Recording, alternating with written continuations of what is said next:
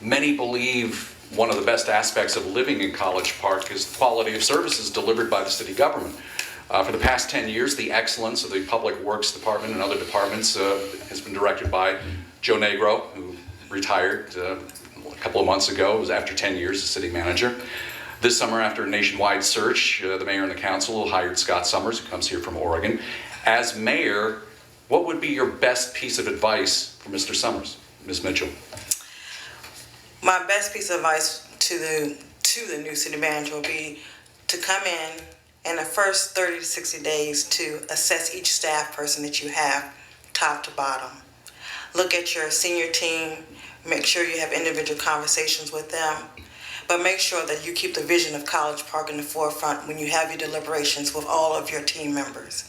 And then come out with a actual action plan, a 180-day action plan, working with all parts of all senior staff as to how you're going to move forward the city, including the strategic and action plan, and how you communicate that with the mayor and council. Mr. Wine, you have a minute. I think my piece of advice would be don't be afraid to bring in new ideas. Just because things, and Mr. Negro is a well-respected city manager. He did a great job. He led a very tight ship and is sorely missed. It's big shoes to fill, but that doesn't mean that everything he did was perfect. And one reason I'm particularly excited about Mr. Summers and him coming on is that I know that he's not afraid to do that. I know that he brought some challenges to his former role in Clatsop County, and he really made some change there. And I think that there are things that we can look at. One example is our code enforcement program here in College Park. I would really like us to look at making it a more community-oriented code enforcement. I've already sat down and talked with Mr. Summers about this and what we can do to make sure that our code enforcement is in better touch with the community and better understands what's happening in our community by communicating with residents. Ms. Mitchell, you get 30 seconds. Yes.